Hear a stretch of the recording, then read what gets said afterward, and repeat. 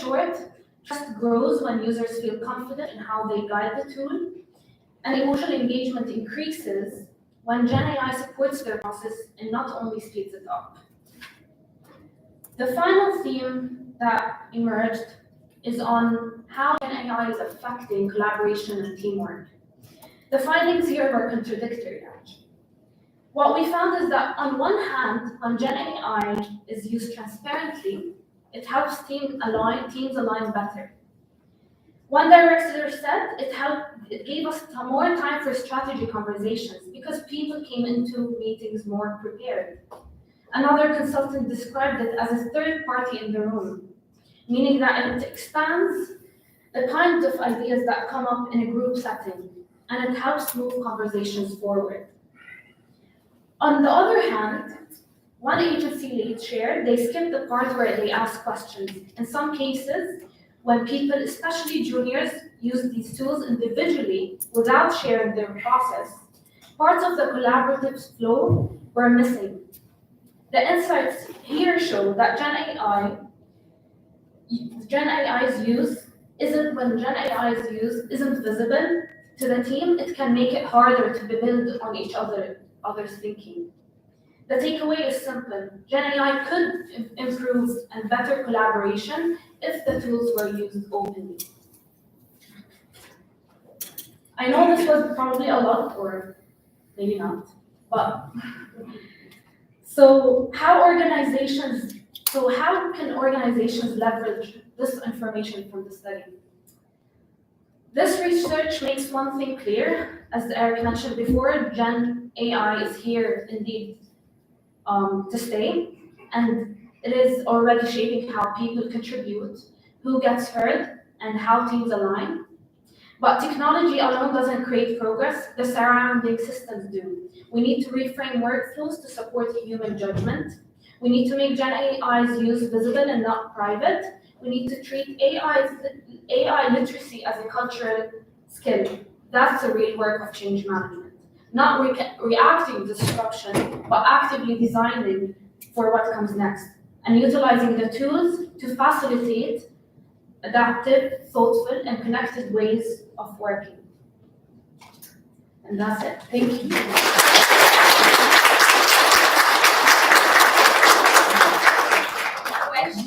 Questions for Zain? We have time for one.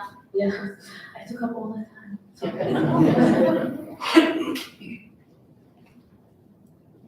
Okay. Thank you.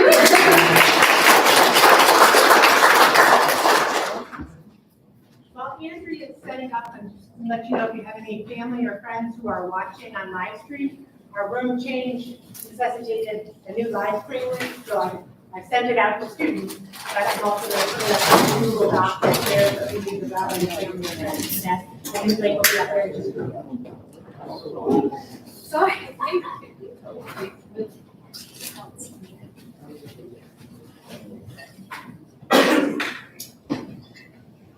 So the next, and this is, I promise, I shut up after this.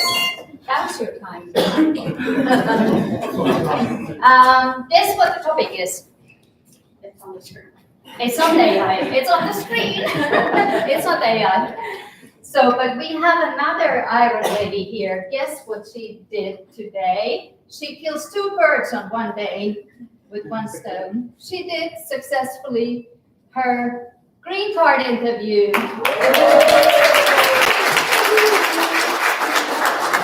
I don't know which I should be happier about that or this, but Andrea, floor is yours. Andrea did a fascinating, fantastic capstone project. So hi everyone, I'm Andrea. I'm excited to present my graduate capstone project today. Just quick shout out, I want to thank my advisor, Professor Nina, for your support and guidance. Professor Biwa for taking the time to read my paper and your feedback. And then my parents who are not watching because they're in Singapore. And my husband Andy for, I don't know, there you go. Yeah, I could have done it without all of you. So yeah, let's get started. My paper is titled International Students in the U.S. Job Search Challenges and Workplace Adaptation Strategies. It explores a topic that is both deeply personal and widely under-discussed, which is the early career experiences of international students in the United States. So someone who came to the U.S. as an international student, I lived through many of the challenges that I explored in my paper. Go to a quick background story. So after completing my undergraduate degree, like many other international students, I applied for the OPT program, which is a program that allows international students to have work experience in the United States. It's often misunderstood as a way to stay longer, but in actual terms, it's a way for international students to apply what we learn through the U.S. education in an actual U.S. work environment. So while the OPT process may seem straightforward on paper, it's anything but straightforward.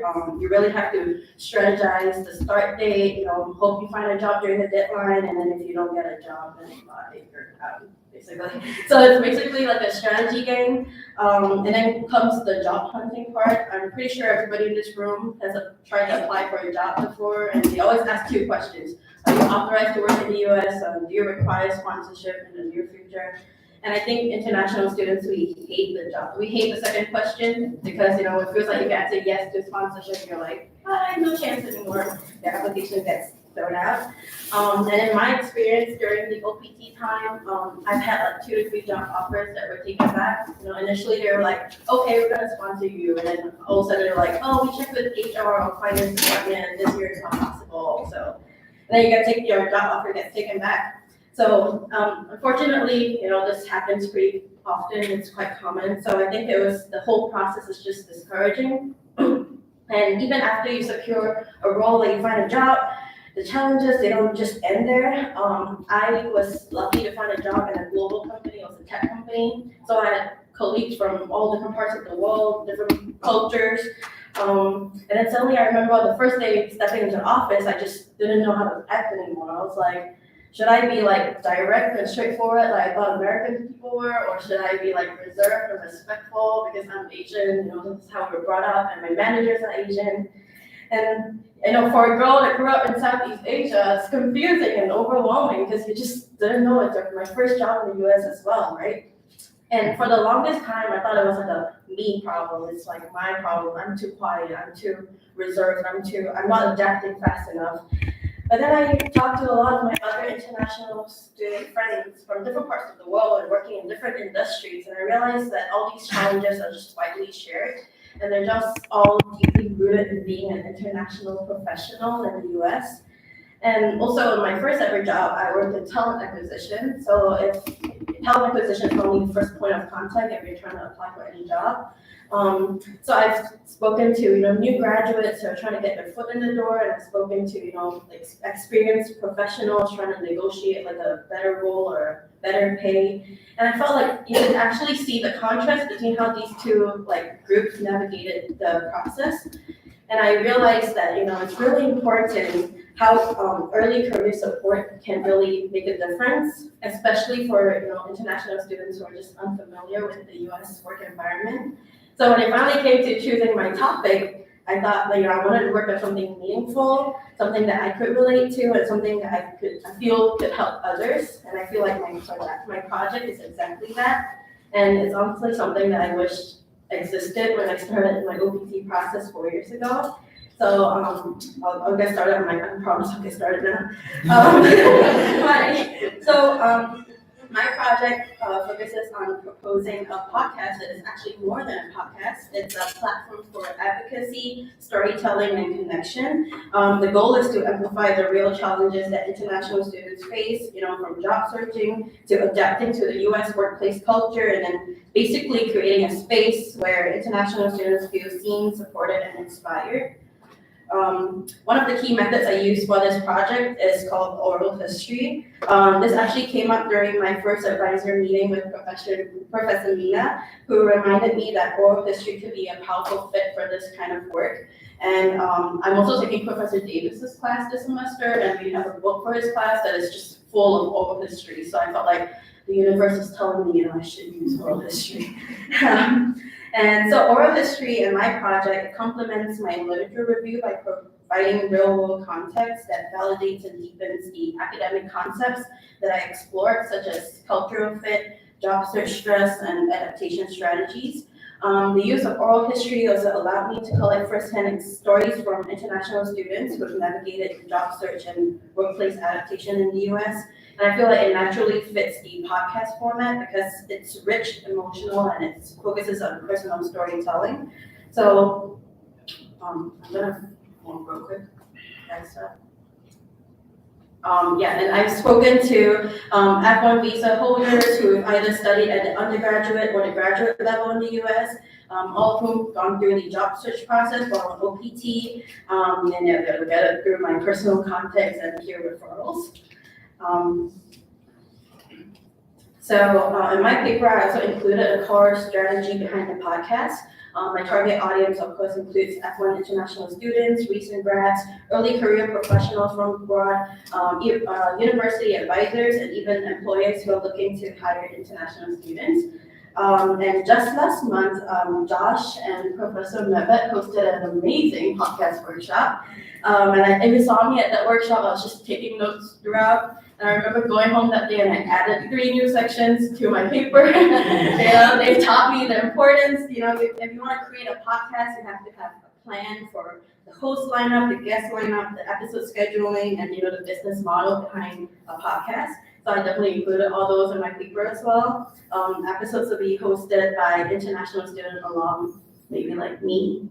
And of course we'll have a mix of international students, alumni, recruiters, and even immigration experts. And we'll also definitely welcome open submissions for diverse voices. And in terms of scheduling, it'll be based on the U.S. academic calendar. So in the spring and fall, that's normally when international students are graduating. So at that time, episodes will be centered on how to apply for OPT, what to do during that process.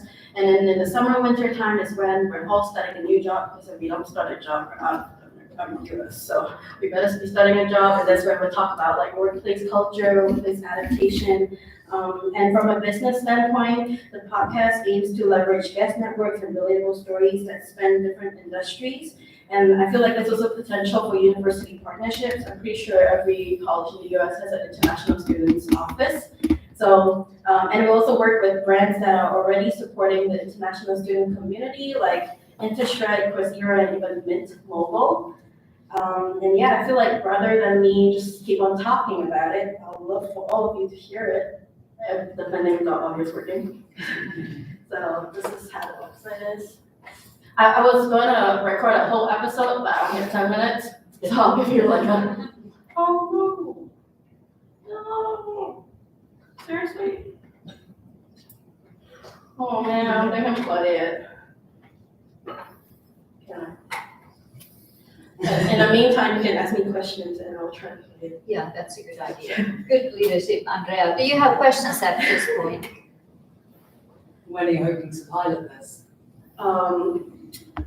Hopefully I can actually do it for real. Yeah. I feel like when I shared my idea with different international students, they were like, that's actually pretty cool.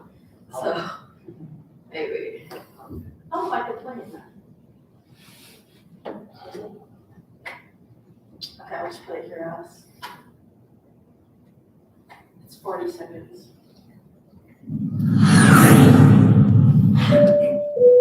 You've arrived at your destination.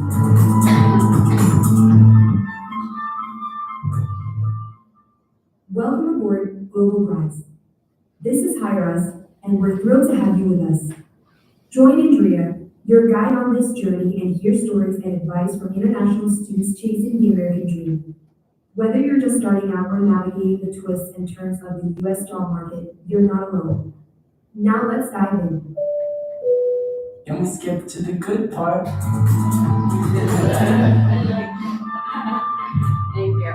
That's my 10 minutes.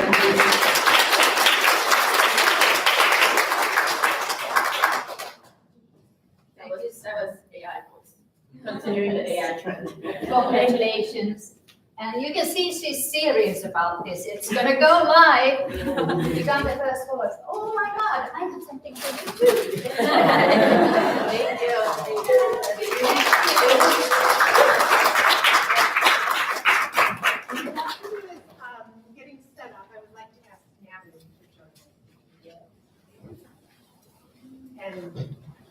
Mr. Logan, I need a sneak peek. Oh, That I'm hiding? that we're hiding, yeah. We're being very, Like this. we're not supposed to have this in here, so. But every year, the last 3 years, we've been delighted to honor a Best Thesis and Capstone Award from the year before. We have such amazing projects, and so congratulations to everyone who got nominated that you're here tonight. Our Best Capstone Award winner, Melissa Sierra, couldn't join us this evening, but her advisor, Liz Monet, nominated her, and she just did an amazing, just in-depth literature review that was truly, and application, that was just absolutely amazing. On the other side of that, I got the opportunity to work with Natalie Martel Concepcion, and I remember her, my first class, right? When she came, I had the honor often to teach the introductory class, and I remember Natalie coming in very quiet, in a wonderful way, and so wonderfully insightful. And to watch her develop over her program was just absolute delight. She eventually developed a thesis project that looked at women who were intersectional women who had both Black and Latino cultural heritage and were working in the field of communication, and got a chance to explore both personal and professional ideas and develop wonderful projects looking at what they brought to their careers. And she was chosen to be the Best Thesis Award for this year. So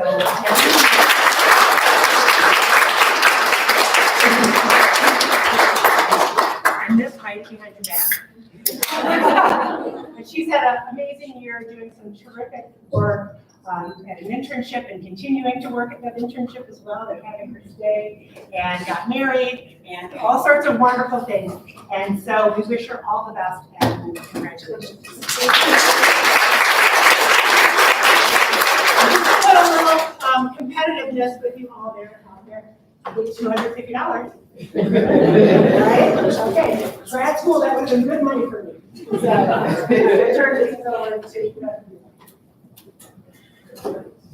Good evening, friends, family, graduates. I want to introduce to you Subun Kono, who came to me and said, Dr. Biwa, I want to investigate management's motivations for return to work mandates. I was like, how are we going to do that? Well, what started as a question about return to work morphed into a broader question about the models of work and how it influences the future of work. So today, Subbu's going to share his research collecting the oral histories of middle managers and how they envision the models of work influencing the future of work. Give him a round of applause.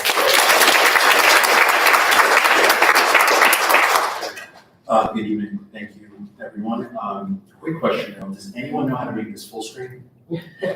Before I start, we're struggling with the Is it shared? Yeah.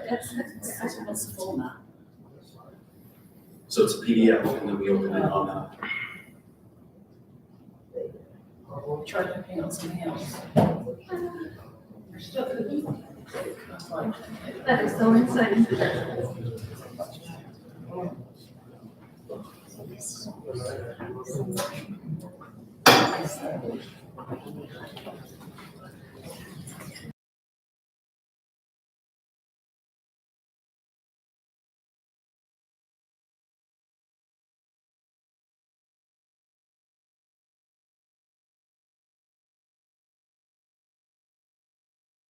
Okay. Hi, so sorry about that, but thank you, Rachel. That what happened to me. So good evening, my name is Subbu, and I joined this program in the fall of 2023 with the interest of remote work, specifically because, not having to deal with the craziness that is MTA. I enjoyed that very much. But more importantly, I was happy knowing that I was capable of doing my job and what was expected of me from the comfort of my own home. So with the interest of remote work and middle managers and remote work models like in-person, hybrid, fully remote. I meshed that into 3 to create this thesis titled Models of Work, Middle Management, and the Future of Work in Healthcare Administration.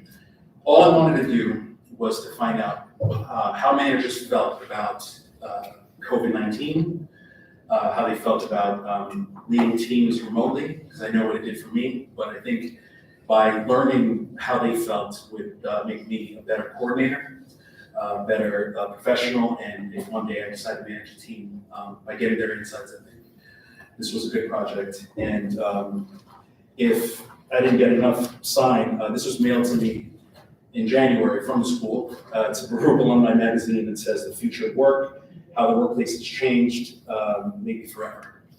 So with the help of Dr. Biwa, we did a qualitative journey on this project, and here we go.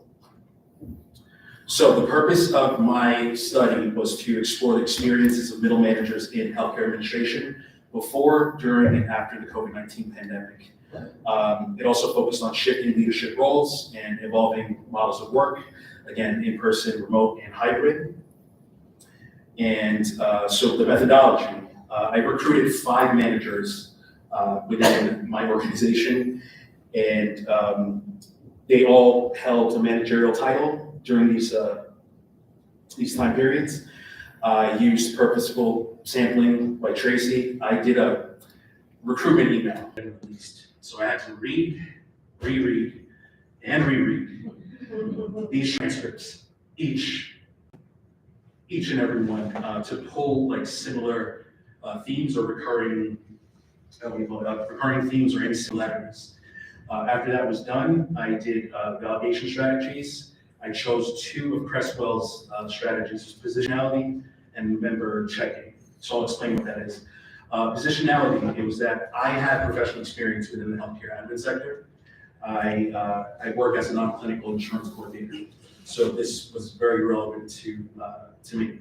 And I worked in person, hybrid, and fully remote. So my experience added value when interviewing participants. And the member checking, this was the part where I sent another email to each participant asking them, once I had my findings, I asked them to check for accuracy to see if my findings were correct or if it was BS. But they all agreed that the findings were good, and I think only 2 people added to it. And let me see here. So I had RQs, research questions. First research question was, how have middle managers' roles changed pre, during, and post-COVID? Second one was, how do middle managers describe models of work during these times? And lastly, what changes have models of work, what changes in the models of work have middle managers observed pre, during, post, and how do they inform the future of work? All right, so findings. I had 5 key findings, but I gelled them into the 3 RQs. First one was redefining leadership in crisis. So pre-COVID, it was found it was on-site, it was task-focused, with little strategic input and remote flexibility. During COVID, there was a rapid adaptation under pressure. So these middle managers had to manage chaos, people, and decisions all in real time.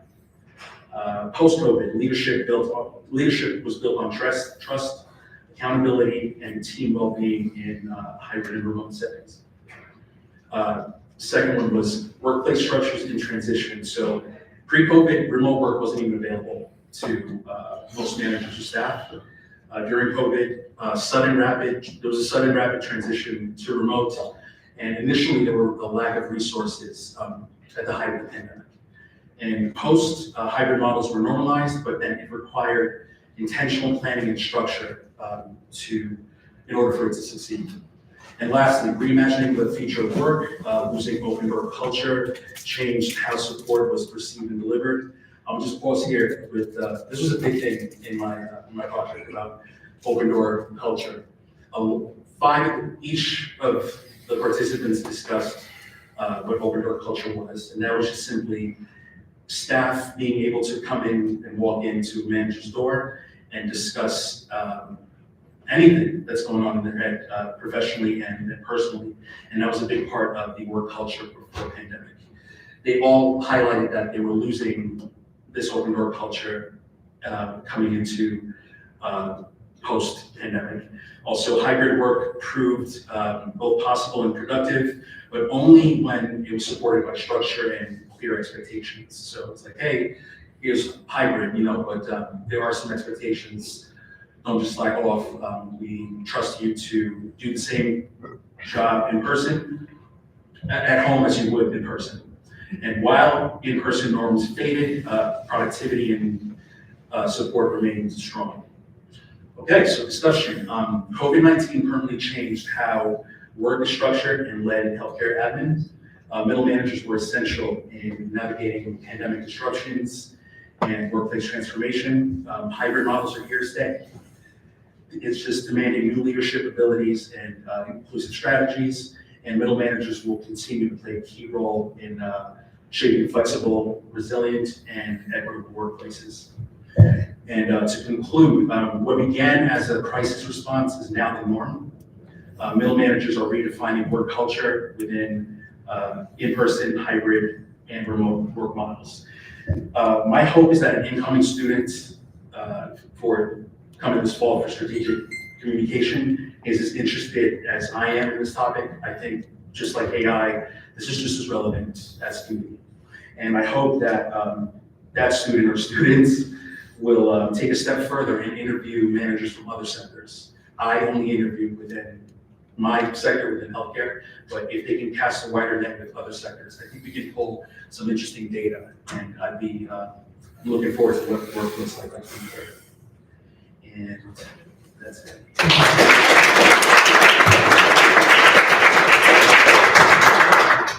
I wanted to leave my thank yous for last. Did I get time?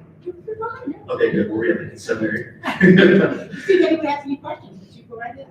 Yeah, I just wanted to leave it for last. So I'd like to, I'm going to start with an acknowledgement. I'd like to acknowledge my mother, rest in peace.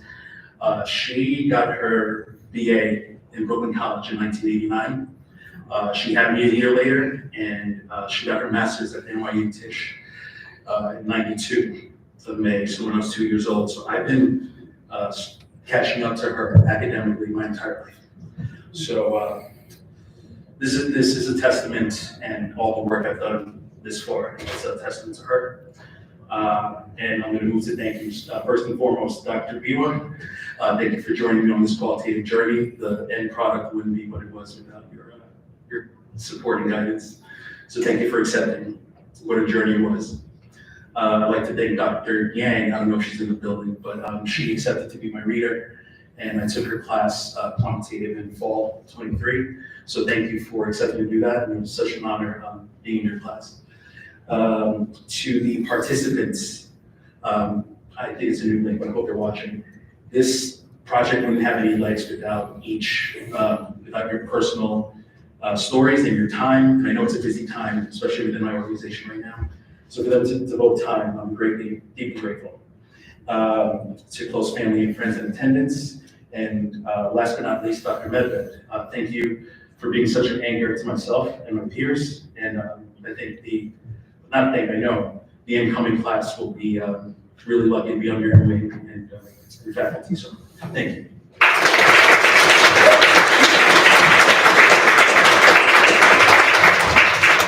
You're not getting out that question. That's exactly what I wanted.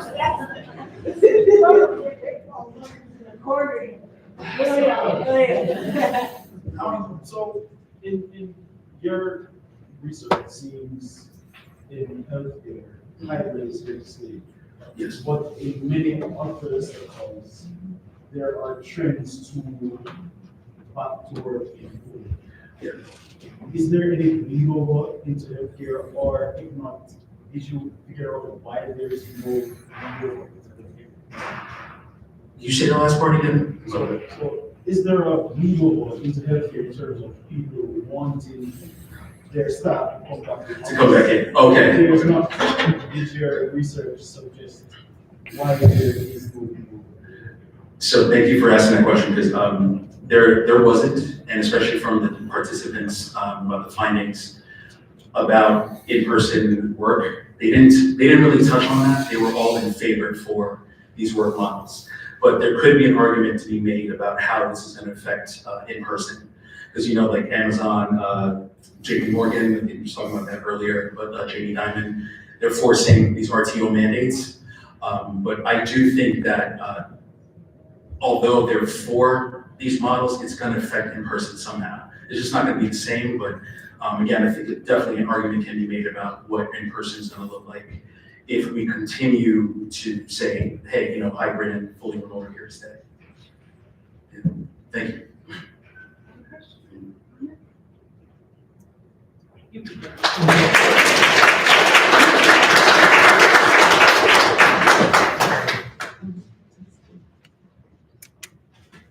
When you advise student projects, sometimes people start with a small idea, and part of our job as advisors is to help them think about all different ways you can explore these issues. Mike was the exact opposite. Mike came with the biggest idea that I think I've heard for a long time, and truly amazing how he managed to develop this project. And he's going to talk to you today about a grand theory of crisis communication. And he has spent a great deal of time finding theories I've never heard of. I'm telling you, he was really out there gathering research and developing really unique and creative ideas about ways to bring theories together and develop a higher level approach to thinking about the idea of crisis communication. He's going to tell you a little bit about why that matters. I also think that everyone just needs to give them some props for the most complex visuals I have seen in a long time. And they're fabulous. There's so many things in here, packed in here. He can only tell you a little bit about it today. But this is one that if you're interested in crisis communication, whether as a student or as a practitioner, there's so much to learn from this project. So I'll turn things over to you. Thank you, Karen. And yeah, I also just want to thank you for just holding me down this during this crazy process. Yeah, this was a crazy undertaking. I don't know if I would have even gone through with it had I known it was going to take me this long. So today, I'll be discussing my project, Quest for a Grand Unified Theory, pursuing a definitive framework in crisis management and communication. So my interest in crisis response kind of just led me to wonder if there was a way to sift through the sheer amount of various frameworks and at times conflicting methodologies and just pull the best parts from all of them and create something new, way less confusing, and most importantly, a streamlined way to navigate the complexities of contemporary crisis response. So I'll cover why a unified framework not only makes sense, but is necessary, what I define it as, and I'll give a brief overview on how I developed it, which I call the multi-dimensional crisis response framework. And then additionally, you'll hear about the challenges faced, how my framework operates, its potential real-world application, and any future directions that others after me can take to build upon the last 2 years of my placement here. So, let's get started. Okay. So, a grand unified theory would have to combine diverse frameworks from both fields into a single framework that links operational actions with communication strategies. It will address the challenges of this hyper-connected world that we live in today, as well as this globalized world. It will also address other challenges like misinformation, like power dynamics, integrating perspectives from other fields like psychology, organizational behavior, and it will also establish universal principles that improve crisis response across different phases and analytical levels, and is universally applicable to all types of crises and organizational scales. So why is it necessary? So crisis management currently suffers from fragmentation, so organizations will face a overwhelming array of theories and models, each addressing isolated aspects of crisis response. I call this like crisis fatigue. There's a disconnect between operational crisis management and crisis communication, which centers more on like stakeholder engagement.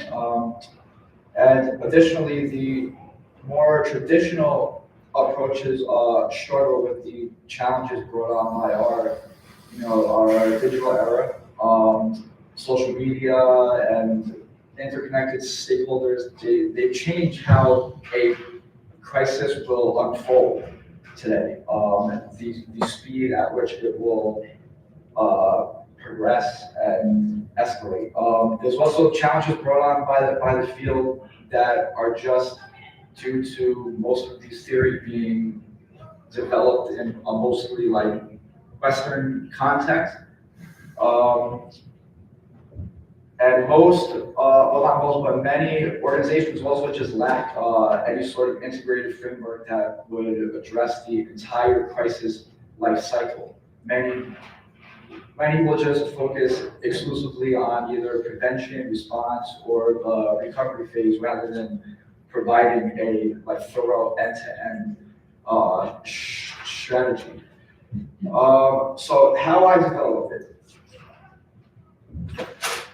All right, so this is just going to be a brief overview because it's just way too complex and I'll be up here forever. So basically, my methodology employed a mixed methods approach where I combined theoretical analysis, a lit review, concept mapping, and I basically began by I reviewed over 200 scholarly articles, books, and case studies across the last 5 decades to identify the most influential theories and models. Then I created a systematic evaluation framework with 12 very specific criterias, and I used those to assess each theory's potential contribution to my framework, which is what you can see in that diagram on the screen. It's like a point matrix.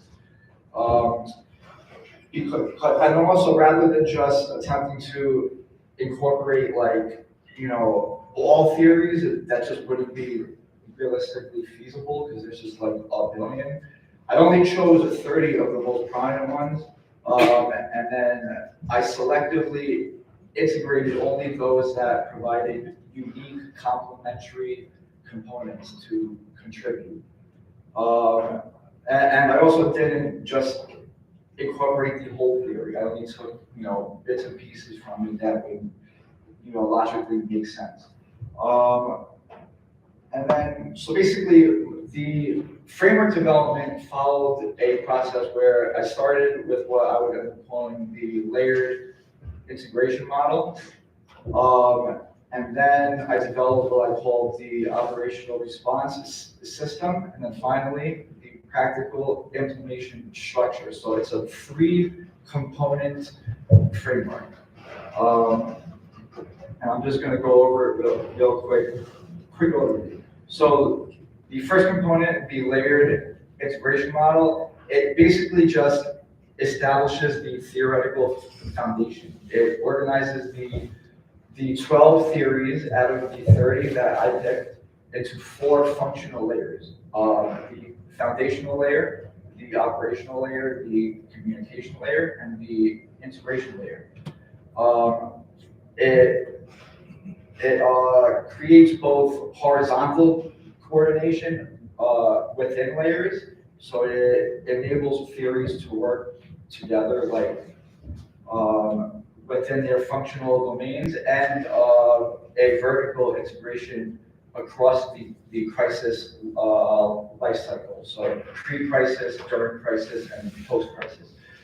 So the second component, okay, it builds upon this foundation by creating functional mechanisms that act as the engine of the framework. It operationalizes these theories into four core interconnected components that drive the crisis response. I'm not going to go over them, but if you're interested, it's in my paper. And then, and like basically these systems turn theory into practical tools that keep technical operations and human concerns just working together during the crisis.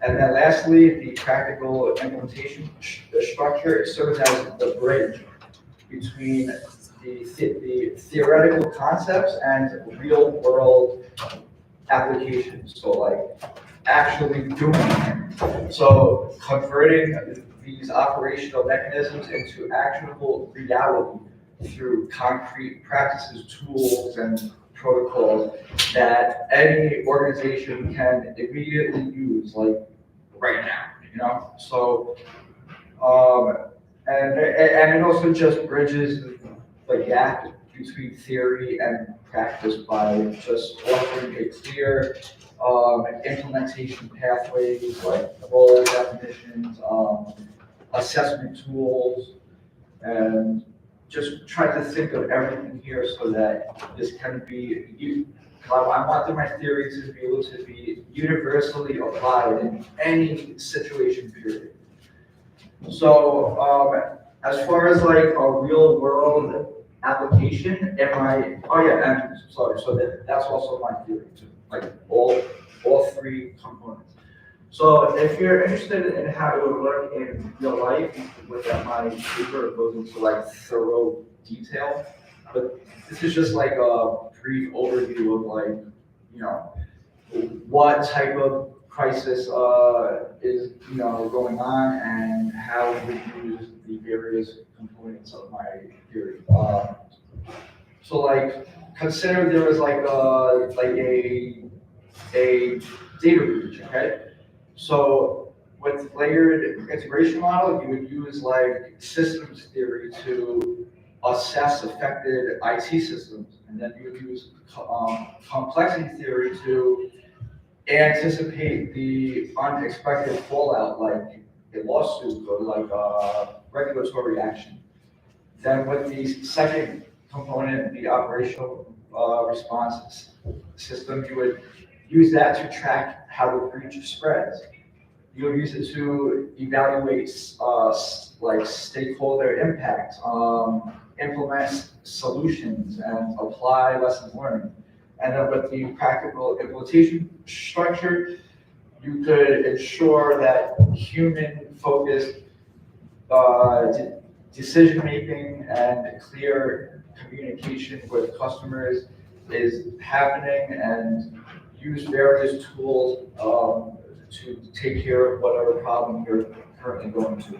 The approach it integrates technical, reputational, regulatory, and customer and customer concerns for a more effective response than traditional, methods. So as far as like the future research, the next step would be, case studies to actually like validate this, because like obviously they could just be all complete BS, I don't know, adapting the framework for diverse cultural contexts. So that goes back to this whole field kind of being made, within the West. Expansion into other disciplines, enhancing capabilities with AI and predictive analytics, and training crisis practitioners to think in multi-dimensional ways. So, yeah, the MCNF brings a unified approach to crisis response, integrating both operational and communication strategies to handle complex crisis scenarios effectively and efficiently. And thank you, that's it. Any Questions, wow. Yeah. That one you might need to soak in. Oh, yeah, it took me two years to do this, so. It's been. Question, please, anything. Yeah. How can I, if I do want to read research, how do I go about it? What, doing this? Or reading. Yeah. Oh, reading it? She's already been doing this. I don't know, I mean, I had to hand it in, so. We will, anyone who, and this is for everyone to know, anyone who submits their project to CUNY Academic Works, you are in the library with your own URL, so Mary Beth, we will make sure you get a copy. It's like 120 pages though, so. Anybody else? I think we'll just. Okay.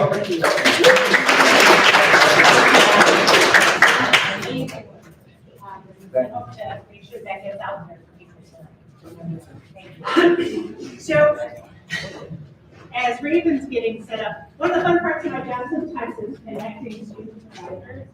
And I had the feeling this was going to be a good team for some reason. Raven hadn't had the chance to have a class with Professor Bayer yet, but we put the two of them together and they did some amazing work. So right there, I think you're out there on live stream right now. He is in Rhode Island, but he shared some remarks for me to share with you. It was a true pleasure to work with Raven over the past year through an independent study and final thesis semester. She brought such a bold vision to this project, knowing that corporate social responsibility, or CSR, has become the industry standard for over the past 30 years, but continues to attract widespread skepticism. She set out to learn from CSR's shortcomings and create a fundamentally new methodology that consultants can use to make sure CSR strategies are authentic and durable. Raven's joyful warrior attitude, I love that, joyful warrior attitude towards such an ambitious project was impressive and contagious. And I'm excited for all of you to see the results. Thanks, Mike Bayer, and I'll turn things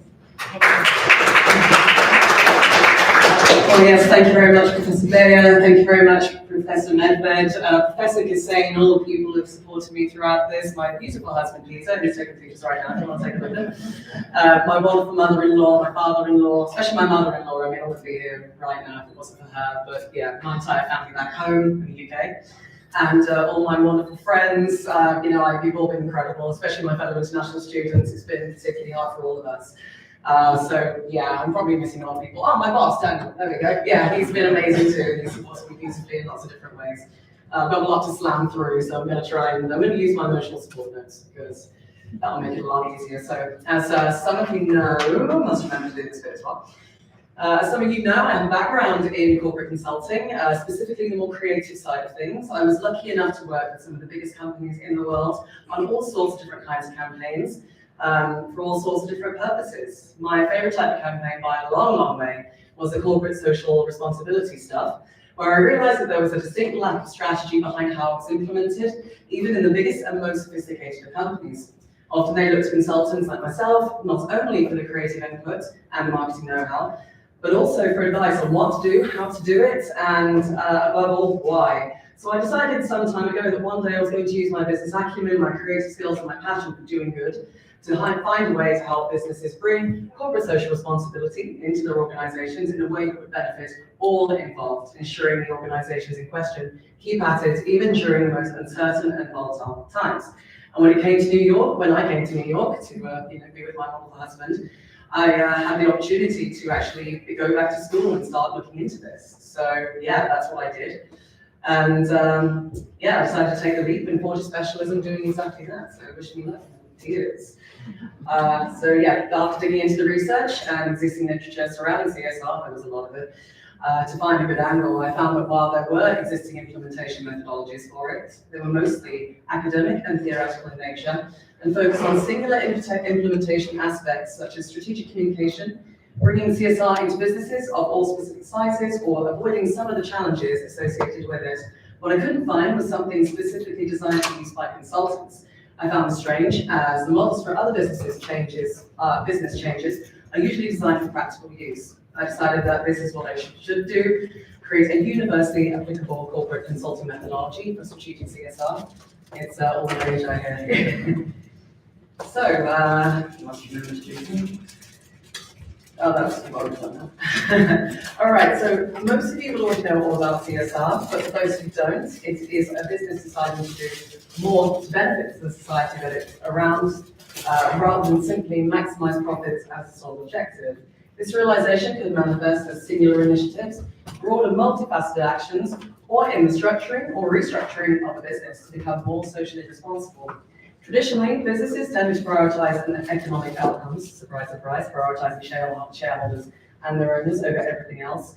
But over time, that has slowly shifted, with economical taking more of a back seat and environmental, social, and philanthropic initiatives taking some precedence. This is in part due to the slow realization, very slow, of socially responsible businesses tending to perform better in several different metrics.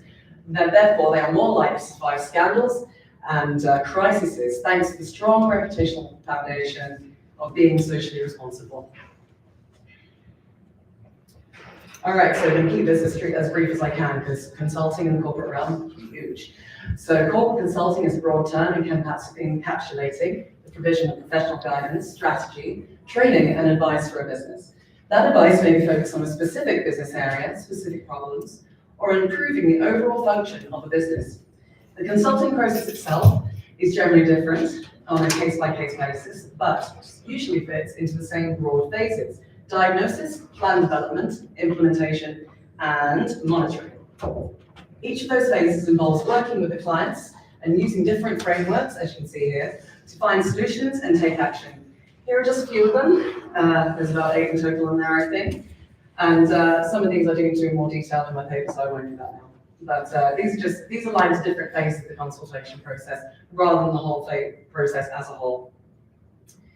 So during my research, I discovered that solving the challenges associated with CSR and implementing it in such a way that it was harmonious with the business operations, policies, and culture was essential to successful CSR and for reaping its many benefits. Avoiding accusations of inauthenticity, hypocrisy, and inconsistency meant avoiding being inauthentic, hypocritical, and inconsistent in the first place. For my model to be truly transformative, it had to look beyond the CSR initiatives themselves and to making changes within the business, changes based on self-reflection, brutal honesty, and a willingness to not only appear socially responsible, but actually be socially responsible. It also had to be designed specifically for use by both internal and external consultants entrusted to make the kind of changes necessary for business transformation, something truly strategic CSR needs. All right, here it is. Here is my model. These are the I's of corporate social responsibility, or the I's of CSR. I settled on I's as the name, the theme, and the visual formats for my model because I wanted to draw attention to the inherent visibility of CSR practices, or the lack thereof, and how important authenticity and self-awareness is for strategic implementation due to stakeholder scrutiny, and also the consequences of inauthenticity or implementing CSR blindly. Much like traditional consulting methodologies, it's broken down into 4 phases.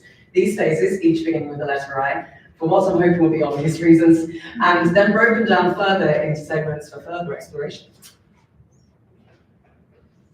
Okay, so in brief, here they are. So the I of introspection is a diagnosis phase of the process, broken into issues, interest, and identity, where a consultant must guide the organization to look internally and externally to understand not only how the organization perceives itself, but also how it's perceived by others. Introspection means getting a thorough understanding of not only what CSR initiatives would suit the business, but also what may need to change within the business before the CSR implementation process can begin. The I of ingenuity is the plan development phase of the process, broken into interpretation, inherency, and initiatives. It involves taking everything that was learned during the introspection phase and creating a plan to ensure everything that was identified is addressed. This ensures that the organisation moves forward with a view to repair and correct existing practices that may do it reputational harm in the future, all while creating strong social responsibility initiatives that will reassure and engage stakeholders. The I of implementation is the execution or indeed implementation phase of the process, broken into iteration, integration, and inclusion. This is where we take everything learned in both the introspection and ingenuity phases and take calculated and decisive action, turning those findings into real, tangible initiatives. It's also where the results from the monitoring of stakeholders can be discussed and adaptations can be made if necessary. And the I of insight. This is the monitoring phase of the process, broken down into indicators, inspection, and impact. And a little bit more on that. So like the other phases, the insight phase can and should be run throughout the entire process and revisited once the process is complete. So that's at least one insight session should be run after each of the phases have been completed. And the consultant should encourage quarterly CSR insight sessions following this, which can either be conducted by them or independently by the client. The other phases, introspection, ingenuity, and implementation, must be run in chronological order, which I hope is obvious from this, in order for the model to be successful. All right, I'm not going to go into this, but here are some of the ways in which this model supports the consultants or acting consultants, so those are within the business themselves, when running the sessions for each phase. These consist of a breakdown of the segments of each, as discussed before, and some sample questions. So that's advice on how to extract the answers or solutions from attendees. Those who are in attendance should also be discussed by this, and what those solutions could potentially look like. You can see that you're better eyesight than me. And also, here are some of the worksheets consultants could use at the end of each session to crystallize and crystallize these solutions. Work out what to communicate to the organization's stakeholders, and ultimately move on to the next phase, whatever that may be. And yeah, last but not least, to make this usable and as sensible as possible, I've included some advice for the consultants on how to frame, sell, and run the sessions, all things that a consultant of any level, of any experience and expertise should find useful. All right, so yeah, on doing this, I discovered that, well, it's huge. So predictably, I found there were plenty of opportunities for further research into CSR, as it's a vast, complex topic. The model itself needs refinement based on what will be learned through the speaker research and through thorough testing out in the field, something I hope I'm now going to be able to do, so give us a job, please. And there is also room for diversification of this model to account for both the size and scope of different organizations and the types of CSR that would suit them best. There's also scope for more thorough instructions for consultants, including advice on how to modify the models based on the needs of the client, and also how the overarching strategy is formed and put into action. And do we have to hear? That's everything. So, any questions?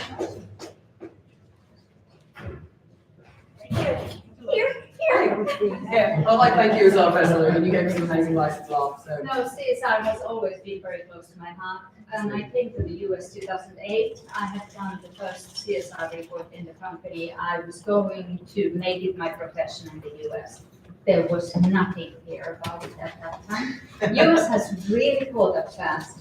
Where is your heart in this? Were you looking at it with your European eyes or with the US eyes, and where do you see the differences? Good question. I'm looking at it with US eyes, so I tend to stay here regardless of, the current hegemony trying to kick us all out. So thank you for the green card, baby, I appreciate you. And yeah, so I'm going to look at it, the way I see it is change America, change the world, especially now more than ever. And I think CSR is something that, and ethics in general is something that America needs more than anybody else right now. Plus, and this is covered in my paper, but I didn't have time to go into it, Europe is a very regulatory place, including in terms of CSR, whereas it's wild west out here, quite literally.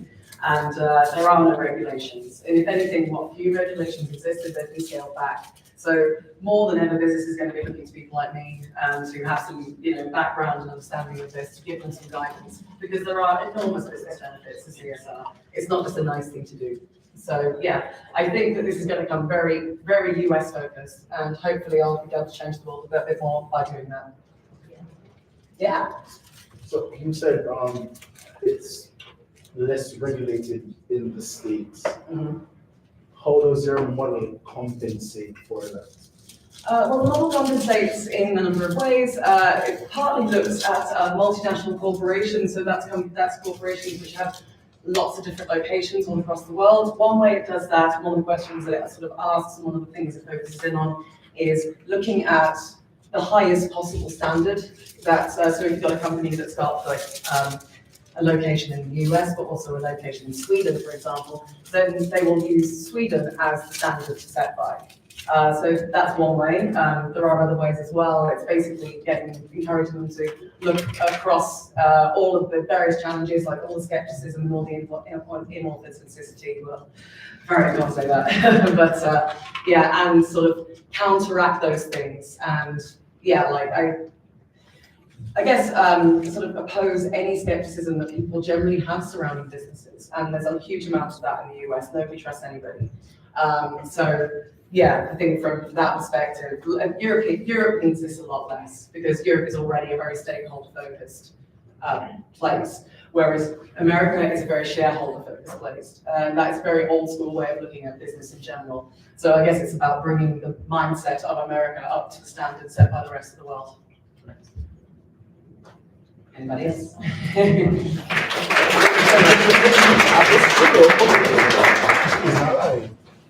is coffee for our last presentation. Thank you so much. I'll be in touch. I know someone. Thank you for continuing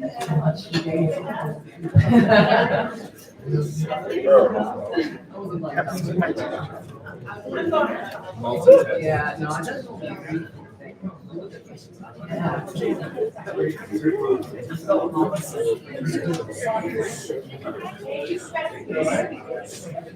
don't want you to. After today, you get rid of us and you're gonna be peace and quiet. This is that time of year. Yeah, it is. I promise you someone this is happy event. Yeah, you can And I get some have happy. people that are happy to just share.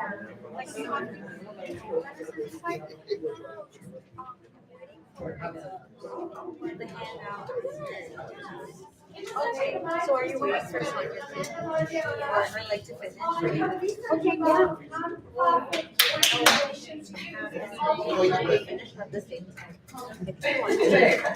It was such a delight to work with Amanda Margiotta on her research about nonprofit organizations who use all social media. Amanda's very passionate about nonprofit work and how they can use, capitalize, and optimize social media to meet their organizational goals. She's going to share about her journey and talk about how she conducted her research on this project. Amanda. I first just want to thank my advisors, Professor Mila and Professor Renee, who's not here, and also my mom, dad, and Linda, who's watching. Hi. And most importantly, my boyfriend Corey was here with me today, and our Cooper, who I couldn't have done it without. So my thesis project examined how nonprofit organizations use social media to reach organizational goals. So what is a nonprofit? Nonprofits are defined as a way for people to work together for a common good, transforming shared beliefs and turning goals into action.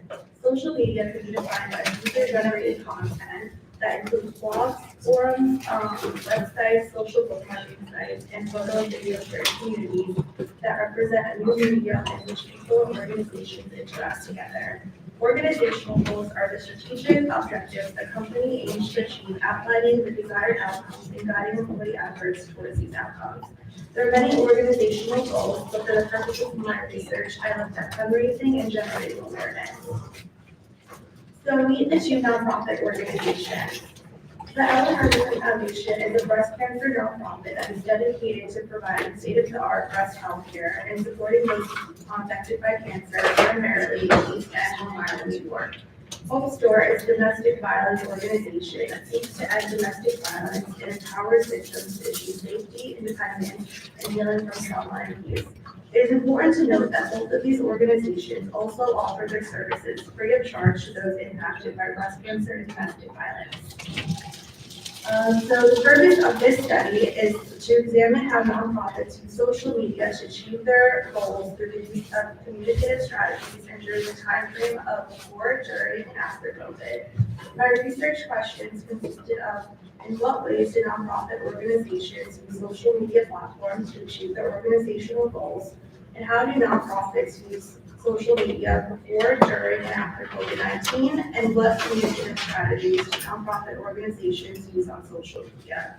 The study employed a type of textual analysis, qualitative content analysis derived from Schreier 2012 to uncover the different themes present and the nonprofit's use of Facebook and Instagram to reach organizational goals.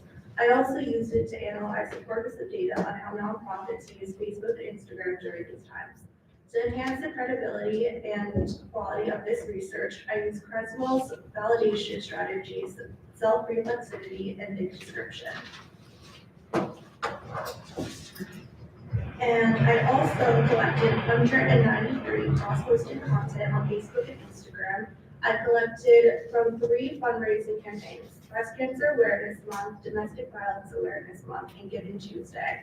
I collected data from 2018 and from 2018 to 2023 to capture how social media was used before, during, and after the COVID-19 pandemic to achieve their organizational goals and examine the communication strategies that these nonprofits employed.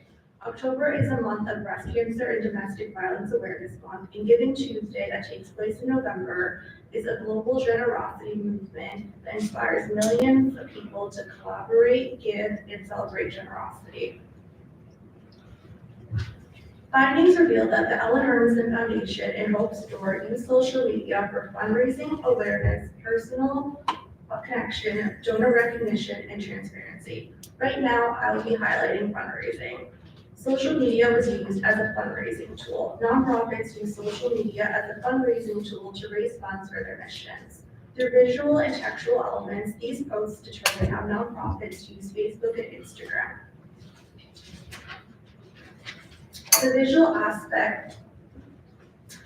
aspect portrays how donors were celebrating the organization and the work that they do, and is letting donors know that any donation they make, no matter the size, will lead to a life-changing result. The interactive fundraising effort creates a sense of community and ignites donors to be a part of reaching a common goal that will be life-saving for domestic violence victims and breast cancer survivors. These findings show how fundraising on social media can be effective and make donors a part of the process compared to traditional fundraising. The textual and visual analysis produced insight into how the Ellen Hermanson Foundation and Hope Store use social media before, during, and after COVID-19. The analysis revealed that social media use was increasingly significant during and after COVID-19. Through the use of Facebook and Instagram, nonprofits were able to keep in constant communication with donors, expand upon their giving campaigns, and create a more professional look. Before COVID, there was a lack of professionalism, content being distributed, and more stock in images, and little to no consistency. During COVID, there was more consistency based on a world of isolation and remote work and need for companionship. It was a way for these nonprofits to communicate with donors. There was also a rise in domestic violence during COVID-19 by 8.1%, and Hope Store conceptualized on this through the need to connect with victims and survivors. After COVID-19, there was much more consistency, professionalism, and content, and a more concise communication strategy in terms of sharing their mission, identity, and interactiveness. Overall, this shows the value these platforms hold. As a nonprofit in today's world, it is critical to keep up with the social media presence in order to engage with donors and show an organization's credibility. Lastly, there are communication strategies that are significant for nonprofits using social media to best demonstrate their mission and deliver professional content. There are 4 major communication strategies used within social media, and these were testimonials, reporting on facts and statistics, storytelling through short video clips and call to action. Right now, I'm just going to touch on storytelling. Short video clips have become a popular way for demonstrating nonprofits' messaging, with 73% of consumers preferring these short-form videos for information about their services. These two videos allows user and donors to put a name to the face of these organizations through the doctors shown here and board presidents of the organizations.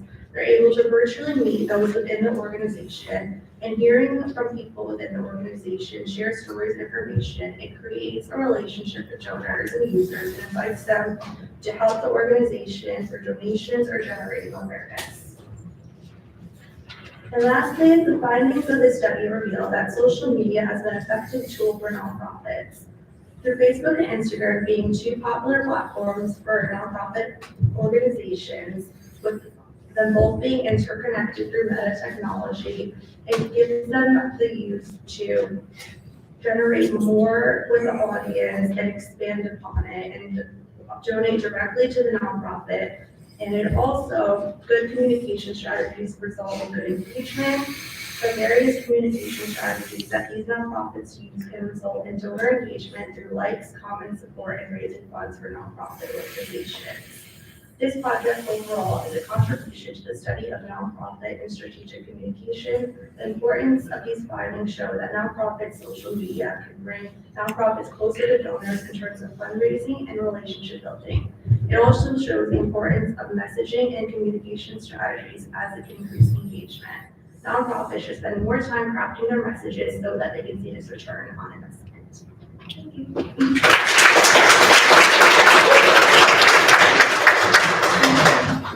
Questions, comments? Oh, I got a question. Please. How do you think these two nonprofit organizations will continue to grow other than through the social media platforms they're currently using today? So for the purposes of my study, the nonprofits were mainly primarily used on Facebook and Instagram. I see that there's more potential on other platforms, which is in my limitations. I think that, as we saw, that one of the creative strategies that was really popular was short-term videos. I think exploring through other platforms like TikTok, which is popular, they can also increase more donations and generate awareness with donors and reach a larger audience there. Thank you.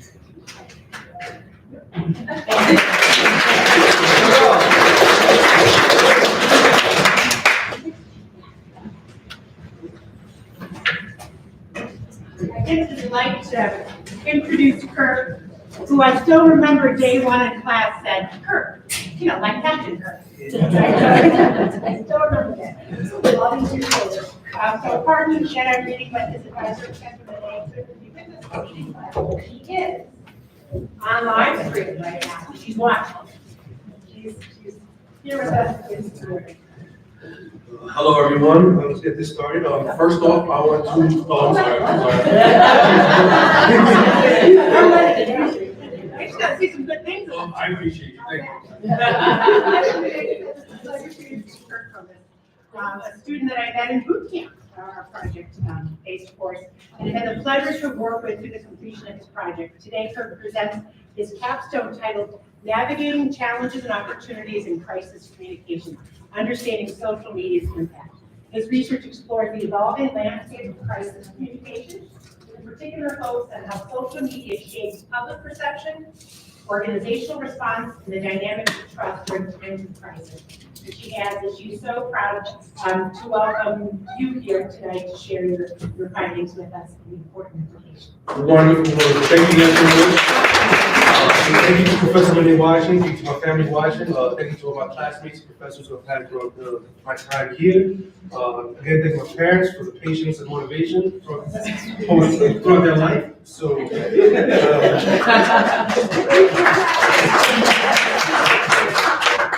so we'll get this started. So, good evening, everyone. My name is Kirk Comas, and I'm excited to present my capstone project titled Navigating Challenges and Opportunities in Crisis Communication, Understanding Social Media's Impacts. One post on social media can spark a crisis, and if it spreads fast enough, it can make you feel like there's no stopping it. But with the right strategy, organizations can turn social media into a tool for trust and recovery. That's what makes social media such a double-edged sword in crisis communication. On one hand, it can amplify a crisis in minutes, misinformation, outrage, panic, it all spreads fast. But on the other hand, social media gives organizations a direct line to the public. It lets them respond quickly, clear confusion, and even rebuild credibility in real time. During the COVID-19, we saw this in action. Social media was a lifeline for public health updates. Organizations like the World Health Organization used platforms to push out safety protocols, vaccine info, and campaigns like #SafeHands, #WearMask. These messages became global habits, and they help people feel more informed and connected. But we've seen the downside. In the Flint, Michigan water crisis, for example, social media amplified public fear and confusion. Without clear and timely communication from officials, rumors filled that gap. The result was distrust that lasted long after the crisis itself. Another example after that is the Volkswagen emission scandal in 2015. Once the news broke, social media exploded. The company's reputation took a hit fast, but it also showed how social media can be used to accept responsibility and start the long road to rebuilding trust. This project looks at how social media can be used strategically during crises, not just to react, but to stay ahead of the message, and build trust and manage public perception in a fast digital world. Handling the crisis well isn't about guessing, it's about using proven models to guide the response. Two models really helped shape this project. One, situational crisis communication theory, or SCCT, and two, the interactive crisis communication model, or ICC. SCCT helps organizations figure out the best tone to use in a crisis based on how much the public blames them, pretty much. If the organization is clearly responsible, the response needs to show accountability. Things like sincere apologies, clear next steps, and real transparency. If the responsibility is low, the tone can be more defensive and clarifying. A good example of SCCT in action is Southwest Airlines' response to the engine failure on Flight 1380 in 2018. It was a tragic situation, but they acted fast. Their messaging was calm, respectful, and transparent. They acknowledged what happened and kept the public updated. That response helped protect their brand and show that they cared. The ICC model focuses more on real-time, two-way communication. It's especially relevant now because of how social media works. A strong example is the BP oil spill in 2010. Platforms like Twitter were used not just to share updates, but to listen to the public, respond to concerns, and correct misinformation as the crisis unfolded. So SCCT helps shape what you say, depending on the blame, and ICC focuses on how and when to say it, especially online. Together, they create a solid foundation for any crisis communication strategy. Now, let's be real. Crisis does not wait for businesses to be ready. And for small businesses, that's tough. Most small businesses don't have PR teams or crisis consultants on speed dial. So that's why I created a 5-step playbook that small businesses can use, that they can actually use. It's practical, simple, and built around real tools and strategies. Here's the breakdown. Step 1, detect early. Use tools like Hootsuite or Brandwatch to monitor what's being said online about you. Catching an issue early gives you time to plan your response before things get out of hand. Step 2, acknowledge quickly. Even if you don't have the answers yet, a short statement saying we're aware and we're looking into it shows the responsibility and everybody trust. Step 3, engage in real time. This means replying to comments, answering questions, and updating your followers regularly. When people feel heard, they're less likely to assume the worst. Step 4, adjust based on feedback. As the situation evolves, so should your communication. If something needs clarification, or if you need to change your approach, do it. It shows that you're listening. And then step 5, resolve and rebuild. After the dust settles, don't go silent. Thank the audience. Share what you learned and show how you're preventing future issues. This isn't just theory. The playbook includes checklists and message templates that small businesses can prep ahead of time. SCCT and ICC are woven into each step, so even with limited resources, businesses can respond with the right tone, timing, and transparency. When used well, a crisis doesn't have to break a business, it can actually build stronger relationships with the audience. And to wrap it up, I want to highlight 2 cases that really drive this home. First would be the World Health Organization during COVID. They used the ICC model perfectly. Hashtags like hashtag safe hands, hashtag wear a mask, made health advice simple and shareable. They held live Q&A sessions so people could get answers straight from experts. That kind of openness builds trust when the world needed it most. Then there's Volkswagen. Their early crisis response missed the mark. They denied wrongdoing. They shifted blame and waited too long to apologize. That only made things worse. But when they finally opened up and apologized and committed to change, it started to rebuild some of that lost trust.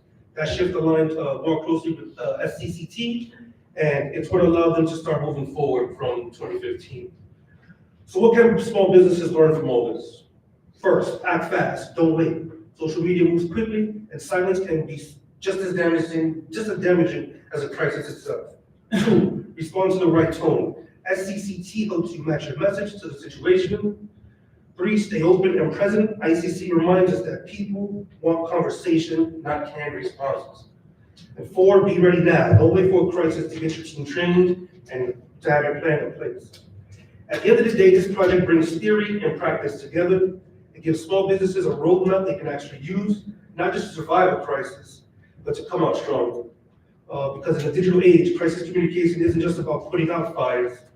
It's about leading with clarity, owning the story, and turning tough moments into chances to grow. And like that, I would like to say thank you to everyone for your time. And if you have any questions, please let me know.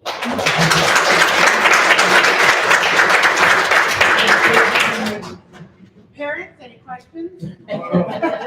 We're like, please, more of a statement about small business owners. Sure. I appreciate the guidance and the map that you lay out to take into consideration. Yes, So sir. I appreciate that. No problem. Thank you.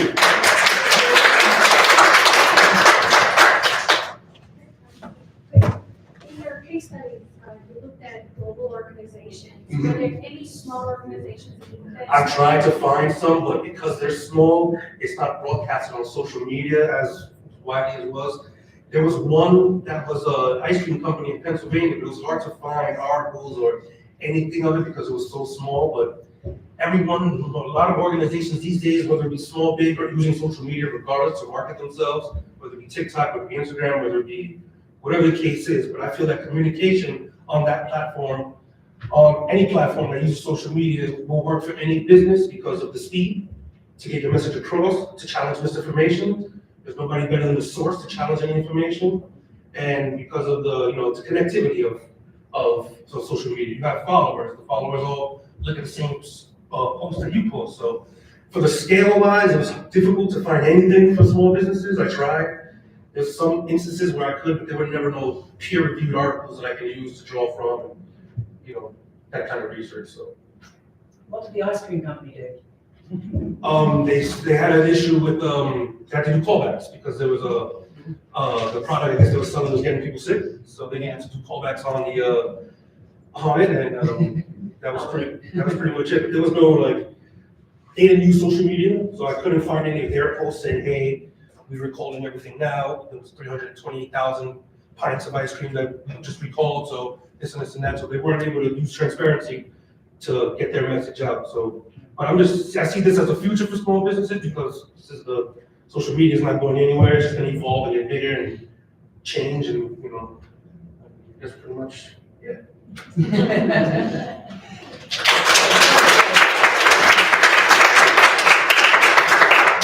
I just realized as I was watching Priscilla and her family come in today that I've never seen you in person. So after all these years, it was wonderful to see you.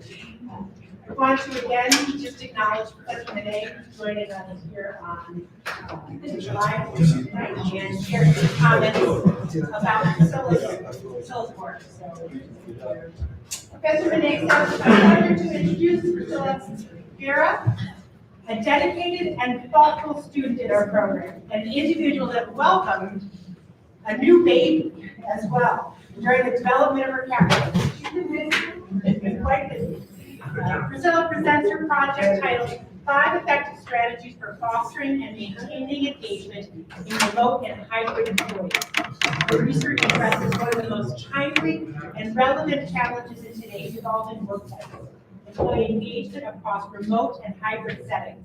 We see some themes here today across a number of different projects.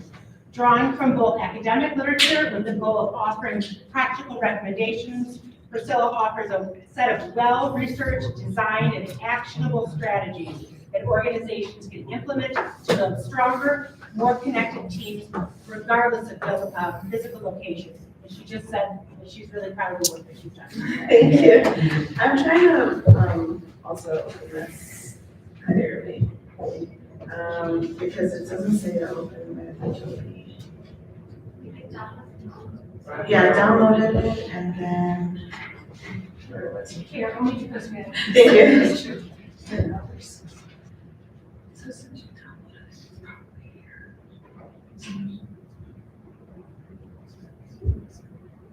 Okay, just.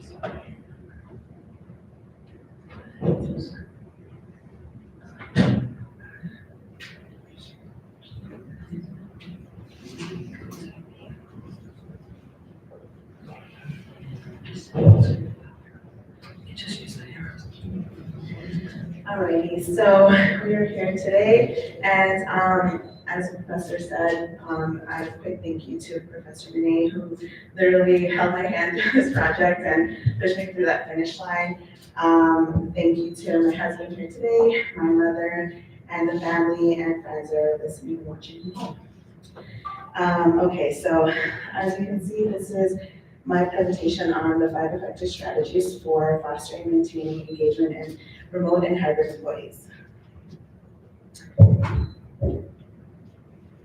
So let's start with how we got here. The shift to remote and hybrid work. When the COVID-19 pandemic hit, remote work surged from 20 to 71% of employees working from home almost full time. And overnight, even now, years later, 35% of US employees who work remotely continue to do so full time. The shift introduced tremendous flexibility, but also created real challenges for employee engagement and connection. So why does this matter so much in this context? Employee engagement isn't just job satisfaction, it's about emotional commitment and motivation. Engaged employees are more productive, more loyal, and they contribute meaningfully to workplace culture. Without engagement, productivity, innovation, and retention all suffer, especially when people are working in isolated virtual spaces. So, 5 effective strategies. In my research, several themes stood out. The way we communicate virtually affects trust and connection. Cue-rich communication tools like video calls help build stronger relationships compared to text-only channels. However, risks like Zoom fatigue, isolation, burnout, work life, and boundaries are serious challenges. And most importantly, employees are constantly managing their time, energy, and mental health, trying to protect what matters to them most. To address these challenges, I identified 5 practical evidence-based strategies that managers and leaders can implement now. I've also created deliverables for each one. Language of appreciation, development opportunities, work-life integration, collaboration and teamwork, as well as transparency, safety, and trust. Today, for the sake of time, I'll be expanding on 2, which are collaboration and teamwork, and transparency, safety, and trust. So, collaboration and teamwork. As you can see here, I have 5 ways to encourage workplace collaboration and teamwork. I see this as being a poster or a flyer that can be shared in your organization. So in remote and hybrid environments, social interaction can drop dramatically, leading to feelings of isolation and disconnection. Social bonds are critical to engagement. People need to feel part of a community to stay motivated. I recommend companies create opportunities for real-time connections such as virtual coffee breaks and happy hours. Team building games or contests, peer-reviewed and recognition programs where employees can shout out general work with their great work. These informal interaction reinforces a sense of belonging and boosts morale, which directly impacts productivity and retention. I'd like to highlight, so these are my 5 recommendations in this poster. And number 3, for example, integrate peer-to-peer communication. I also bring up the how. So in this case, hold weekly check-ins, use collaborative platforms like Slack or Microsoft Teams, for example, and encourage open door policies for feedback. Okay, so the second strategy I'll highlight is transparency, safety, and trust. When employees work remotely, they often feel out of the loop or hesitant to share concerns. This can be incredibly damaging to morale. Transparency is about open, honest, and regular communication from leadership. I picked this one also aside from the others because I feel like it's not often spoken about, the importance of it specifically. Things like sharing organizational updates, even when the news isn't perfect, holding regional town meetings, providing safe judgment and spaces for feedback. Trust builds when employees feel their opinions matter and their well-being is a priority. When people trust their leaders, they're more engaged, more committed, and more willing to go the extra mile. As you can see here, I have a practice guide, basically also can be shared in virtual meetings, onboarding sessions, basically through newsletters and on social media within organizations. I can just openly discuss challenges as one of the practice guide themes, and basically discussing obstacles and setbacks openly along with plans to address them. Transparency builds credibility. Now, who is this for? The target audience for these strategies includes industry leaders, organizational managers, and corporate communication professionals. They're responsible for crafting engagement strategies and influencing company culture. My deliverables were designated to be adaptable, accessible tools that can be shared in staff meetings, as I said, onboarding programs, virtual workshops, employee newsletters, and even on social media platforms like LinkedIn and Slack. The goal is to make these strategies easy to implement and customizable to different organizations and industries. The future of employee engagement here is what's next, right? For engagement. Remote and hybrid work models are here to stay. As a result, organizations must continuously evolve their engagement strategies. Future engagement efforts will need to prioritize well-being and mental health, focus on building inclusive, transparent cultures, embrace new digital tools to keep employees connected, motivated, and appreciated. The organizations that succeed will be the ones that see employee engagement not as a perk, but as a core of their business strategy. Thank you so much for your time, and I appreciate it. I'm open to questions.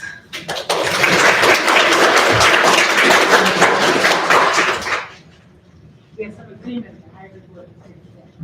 Yes.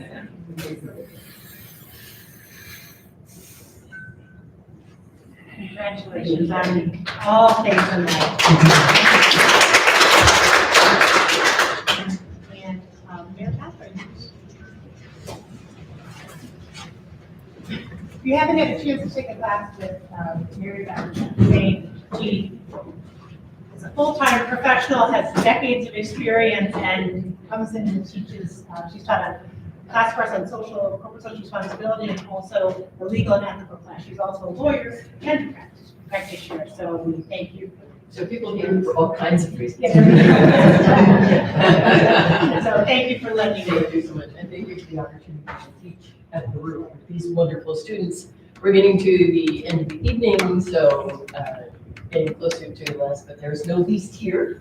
And I have the very great honor of having been asked by Sandra, who I met in class last term, to be a reader on her excellent employee engagement work and her comparison to Maslow's hierarchy. I personally think that employee engagement is such an exciting route into this career path. It's incredibly important for companies for very practical reasons: retention, recruitment, reputation, and I think it's also a great career path for people who are making their way to the industry. So thank you for asking me. Of course, thank you so much, Mary. I'd like to say thank you again to Mary so much for being my reader, and also a big thank you to Professor Desart, who it should be on live stream. And thank you so much, Dr. Medved, for just being there for me since my freshman year. You've always been great help, so thank you so much.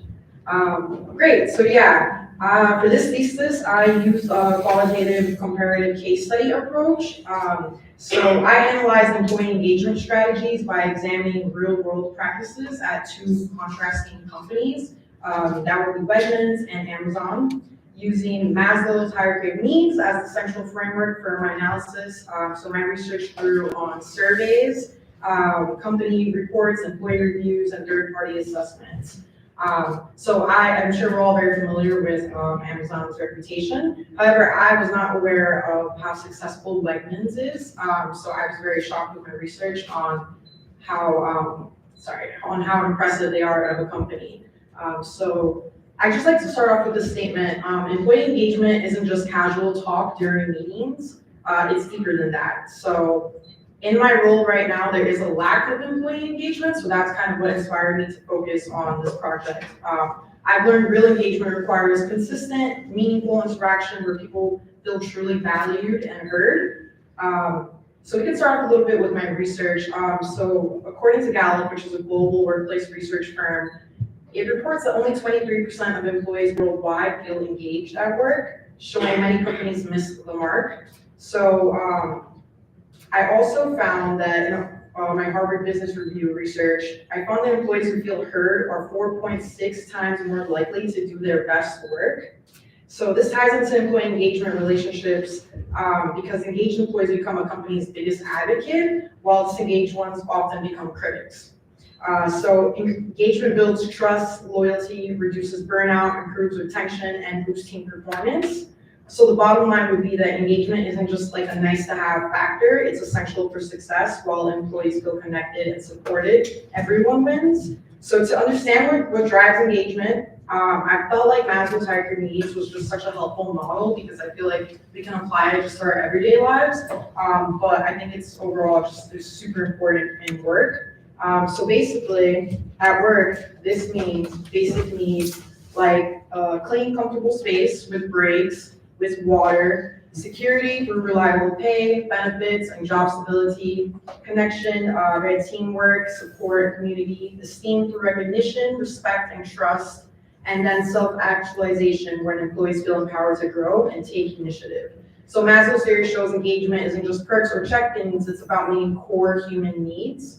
And when companies do this well, employees don't just show up, they thrive. So I just want to get started with my research regarding Amazon. So for Amazon, I found that there's a lot of lack of employee engagement. So I decided to compare it to Wegmans because at Amazon, basically, when I did my research, I searched up on Indeed to see like what were the reviews from people that used to work at Amazon, and these are some direct quotes. Amazon's probably the worst place on earth to work, citing bad management, unsafe conditions, and pressure to keep work even when injured. Amazon's work culture demands long hours and extremely high productivity, often at the cost of work-life balance. Workers report not being able to take breaks, even bathroom breaks, out of fear of losing their jobs. I feel like any job where you feel a sense of like fear or anxiety is a very unhealthy work environment, and that's just like the number one red flag for a lack of employee engagement and understanding. There's also the unsafe conditions and high turnover. So injuries are very common, yet medical care is insufficient. The turnover rate is extremely high at 150%, which is a clear sign of low engagement and dissatisfaction. In my research, I found a journalist, his name is James Bloodworth. He went undercover at Amazon and he described the warehouses as prison-like with strict monitoring and little trust. Then we enter like the topic of health and burnout. So in a survey of nearly 1,500 Amazon workers, I found that 41% reported workplace injuries, 69% took unpaid time off due to pain or exhaustion, 52% felt burned out, rising to 60% of those employees over 3 years, and over half felt constant pressure to work faster. So experts warn that these conditions could cause long-term health and economic problems. So I just felt like a key takeaway from Maslow's hierarchy of needs is that Amazon's failure to provide a safe and supportive environment harms workers' well-being and company success. And this stark contrast with Wegmans highlights how putting employees first truly impacts engagement, retention, and overall performance. So I just want to touch a little on Wegmans. So those of you that don't know, Wegmans is an American supermarket chain. Wegmans is a powerful example of what happens when a company puts its people first, not just in words, but through action. So this is a family-owned company with over 100 stores and over 50,000 employees, and it's consistently ranked as one of the best places to work in the US. They live by strong values such as respect, growth, and appreciation, and they've been recognized for this every year since 1998 on Fortune's 100 Best Companies to Work For list. They literally make the list like every year. They invest in their employees from day one with 6 months of training for full-timers and over 50 million annually in development programs like online training, workshops, internships, and even chef certifications. I just thought that was amazing. That was like probably my favorite fact that I found. They also give employees a voice through open door days, focus groups, and company-wide communication channels where feedback is heard directly by leadership. So they have a real commitment to well-being. Just a part of like their benefits package includes health and dental plans, paid time off and holidays, mental health and family support. An example would be adoption assistance and any legal services that they need. There's also wellness programs, including nutrition coaching, yoga, and gym discounts, and of course, competitive pay, especially on weekends and holidays. So the chairman of Wegmans, his name is Danny Wegman, who says, everyone should feel they are necessary to the company's success. Their ideas will be listened to and their uniqueness will be valued. So just to conclude my presentation, I just wanted to emphasize the impact of employee engagement versus the neglect. So neglect and employee engagement harms both workers and the company, and then disengaged employees lack motivation, their morale drops, and then that's when absenteeism rises, and this leads to high turnover, one of Amazon's biggest challenges. And although Amazon is successful when it comes to like the technological aspect and just like the customer obsessed factor, it's not well on the internal side. So when employees feel undervalued or unheard, they stop speaking up and often burn out, and this will rely on consequences. So why engagement matters would be because it's the foundation for long-term success. Companies that prioritize employees' emotional, mental, and physical well-being create loyal, productive workforces, and Wegmans is an example of that, and for better retention and stronger business results. So I just like to close my presentation with saying that valuing people is not only ethical, it's smart for business. Any questions? Do you guys have any?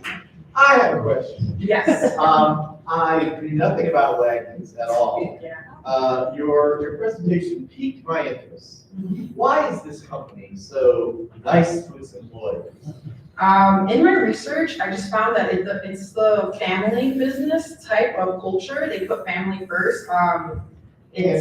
Did you come across Robert Wegman's statement on his faith? He's a Roman Catholic, and he says that's why he does this. I just was reading this. Yeah, I actually missed that one. Yeah. Yes, he's the founder grew up on his Catholic upbringing and teachings of the Sisters of Mercy, emphasizing the principles of treating people with love and kindness, paying just wages, and maintaining a safe work environment. Yeah.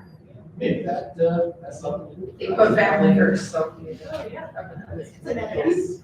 So now, as you saw that I did. Yeah, I know, exactly perfectly, you opened it up. I was wondering, do you happen to know in Wegmans, for example, if they do anything specifically as far as like the training sessions, anything that they do to implement these core values into their organization? Yeah, so they like for, it depends on like the department that you would be working in, but they offer all 6-month trainings for all those departments, and they offer seminars and workshops, and also just like an open door policy to reiterate every value that they have. So it's like a consistent thing throughout working for them. That's okay. It's all Yes. You said early on that there's a lack of employee communication at your job. Yeah, my personal experience, yeah. So I'm just curious, like, doing this project, what resonated with you most due to the lack of communication at your job? I think the initiative part, like when there's employee engagement, there's more initiative on every employee. It's like just like overall the attitude that you bring to work and wanting to do more and wanting to have a voice. If there's a lack of employee engagement, I think you start losing your voice a little bit. So, yeah, this definitely inspired me to find a new job. I want to work for you. Thank you so much, everyone. Everyone do one last stretch. We have a final presentation. I know it's a long evening, but after years of work, classes, and projects, thank you for staying with us tonight, because it means a lot of things to be able to present their accomplishments. I had the wonderful opportunity of working with Sonia the last couple of semesters, and I distinctly remember during the fall, during the election, and we've been trying to think of, I knew she was interested in digital strategy, where's where we were going to head, and we talked about, what about Kamala Harris's campaign? That was all everywhere, in the middle of an election. And I saw her eyes light up on the Zoom, and we knew we found the right topic. So, although she'll share with you, obviously, her campaign was not successful, we have so much that we can learn from what she did in terms of digital strategy. And Sonia did a wonderful job with some things you won't have time to hear today, looking at the history of the use of social media in political campaigns, and highlight some of the unique ways that Kamala used digital media to build her campaign. So, almost turned me. Yeah, I know, I was trying to find it. Sorry.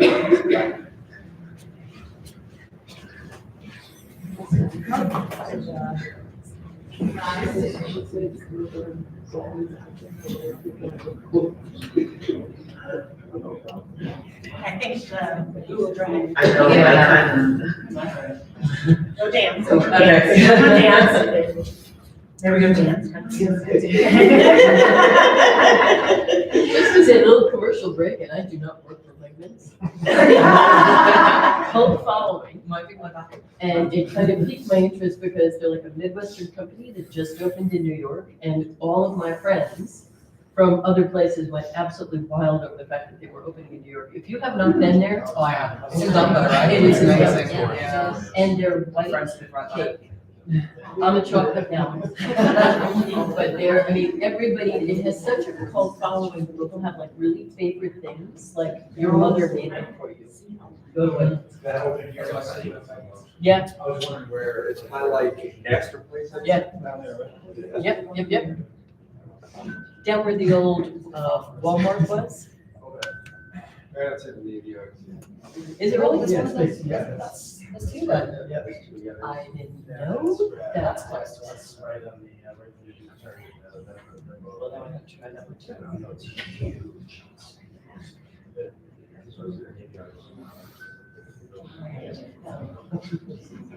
You know what? Yeah, I never got up to New York. Let's try that. Thank you. All right. It's like PowerPoint's just used to be so easy. Okay. Okay. Hello, everyone. First, before I start my thesis, I want to thank Professor Livette for being my advisor. I also want to thank Professor Glover for being my reader. Okay, I will begin. Hello, everyone. My name is Sonia Lawson. I'm presenting my thesis, a case study of Kamala Harris, digital strategy in 2024 election. This study examines how Harris utilized digital platforms to mobilize younger, diverse voters and build emotional connections during a historic campaign. Purpose and literature review. This case study focuses exclusively on Vice President Kamala Harris' digital strategy rather than comparing her campaign to that of Donald Trump. The goal is to analyze how her innovative use of digital platforms enabled her to run one of the most compelling and competitive presidential campaigns in recent history. Despite substantial systemic challenges, including racial and gender bias, unequal media coverage, limited institutional support, and a condensed 90-day campaign timeline, Harris successfully mobilized voters and shaped a historic candidacy. Her digital-first approach offers a valuable blueprint for future campaigns that encounter similar political and structural obstacles. I chose this topic because I'm passionate about digital storytelling and wanted to understand how political campaigns invoke emotional connection in today's media environment. Harris' identity as a Black and South Asian woman, combined with her strategic use of TikTok, Instagram, and influencers, made her campaign unique. Key sources from the literature. Tulaski, 2019, on the rise of digital campaign, Kings North, 2022, on the marketing funnel model, Gill, Penn, and others, 2010, on social meditated authenticity. To better understand how Harris' strategy worked, it's helpful to look at the concept of the marketing funnel. The marketing funnel is a strategic model originally used in business to guide potential customers from first exposure to long-term engagement. In political campaigns, it can help candidates move voters from awareness action by tailoring content to each stage. The marketing funnel stages: awareness, where people first learn about the candidate or cause; consideration, where they start evaluating the candidate's message and values; conversion, where they act like donating or registering to vote. Loyalty, continued support through sharing, volunteering, or advocating. Kings North 2022 and Knox Maslowski and Lindner 2017 emphasized the importance of tailoring content to each stage to boost engagement. Research question and key findings. Research question 1. How did Harris use emotional storytelling? Harris personalized her campaign using relatable culture resonated content. TikTok used humor and trends. For example, the Black Summer video garnered over 5 million likes, portraying her as fun, relatable, and in tune with Gen Zs. Instagram showcased a carousel post highlighting her caregiving role as Mamala, which garnered 52,000 likes and enabled women voters to connect with her values. On the podcast, Call Her Daddy, she shared her story as a woman of color in politics, highlighting the values of empathy and leadership. Storytelling was employed to humanize her and foster trust with younger, diverse voters. Research question 2, how did Harris communicate policy? She merged policy messages with personal experiences, particularly on Instagram and YouTube. Example, on Instagram, she explained the abortion rights through Amber Thorman's story, a woman denied a life-saving abortion post-Roe. Amber's case illustrated how policy failures affected real people. Sharing it made the policy emotionally resonating. The Philadelphia Valley video on YouTube broke down her policy on healthcare, housing, and economic equity. Research question 3. Which engagement metrics indicate success? TikTok, 2.5 million views, 1.5 likes, 40 comments, and average per post. Instagram, 40,000 likes. Facebook averaged 4.8 likes and 483 comments. YouTube videos like My Campaign Journey averaged 2.7 views. These metrics optimize messaging, guided high-performing content. Research question 4, how did the marketing funnel perform across platforms? Awareness stage, TikTok, YouTube, viral trends, and culture resonated content, and celebrity collaborations. Consideration stage, Instagram, podcasts, emotional storytelling, and identity narratives. Conversion stage, Facebook, town halls, action prompts, donate, volunteer, and register. Loyalty stage, YouTube, email, long form videos, consistent messaging, and campaign trails footage. Discussion and application. Harris' campaign effectively aligned with each stage of the funnel. TikTok created awareness, Instagram fostered consideration, Facebook derived conversion, YouTube email built loyalty. This illustrates how Kingsmore 2022 funnel model typically used in business can also be applied in politics to transition people from simply noticing a candidate to actively supporting and voting for them. Harris used emotional storytelling such as narratives about caregiving and abortion rights to build trust with voters. The story of Amber Thornham made policy more personal and easier for people to understand and to care about. She also worked with small influencers to help spread her message to young voters on platforms like TikTok. Her messaging aims to connect with people of color and younger voters by focusing on identity and culture.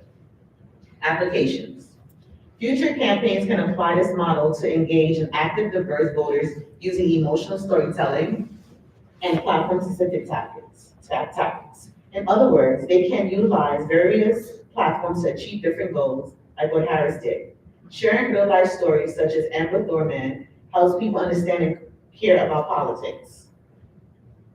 Ensure that the content fits the platform. Utilize brief entertainment videos for TikTok. Utilize personal stories and photos for Instagram. Utilize longer videos or podcasts for YouTube and email updates. Partner with small and reputable influencers to connect with new audience and particularly young voters. Monitor the performance of the posts, like likes, videos, shares, and adapt the content according to what performs best. Engage supporters with frequent updates and exclusive behind-the-scenes content. Thank you, and thank you for your time.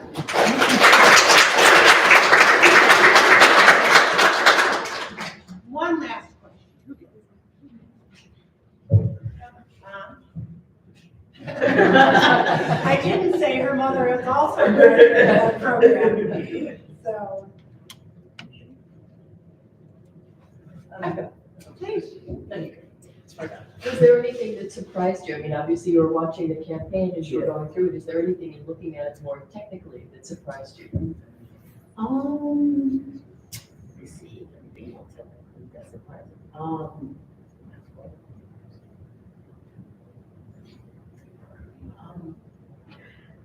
Not really.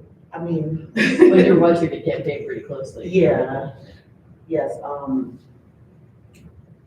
Kamala Harris' campaign was very unique. She had a lot of like influencers. It's just the fact that she was able to do that and stuff like that, you know. See here, I was sure you were going to say that she lost.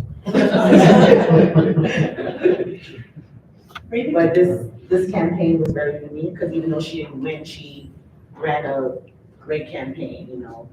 And this was like previous campaigns didn't do as much. They did social media, some social medias, but this is unique because she involved influencers, she involved celebrities, she involved different strategies to get votes. And this was unique. This is a unique case, you know, and this makes her the blueprint, even though she didn't win. So I found that fascinating. If you were her campaign manager, what would you do differently? For her to win? Doesn't win, but at least what would you do differently? What would I do differently?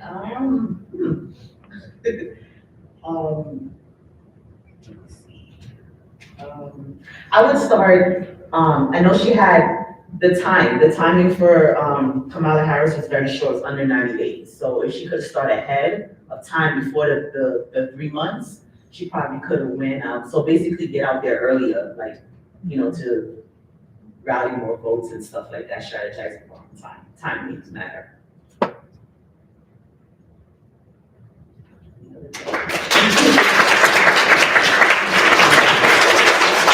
Just end very quickly and say thank you to the students for giving us faculty such joy and pleasure in working with them. We are excited to see what the next steps will be. And oh, trust me, we'll keep in touch. Don't go anywhere. Thank you. For those of you who don't know me, I'm the chair of the Communication Studies Department. I wish I knew all of you more, but unfortunately. This is great. This is amazing. I think this is just an amazing thing that we do every semester. It's amazing to see all the really interesting and just fascinating theses and capstone projects that you produce. And I want to give a shout out to the director of our graduate program.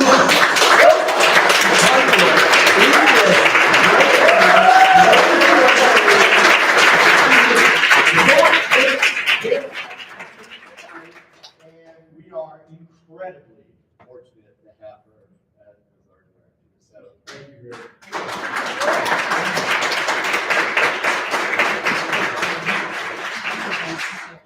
Have a wonderful evening. Go celebrate. Thank you for staying with us. Grab a cup of coffee. I think there's one pineapple chocolate over there. Enjoy that.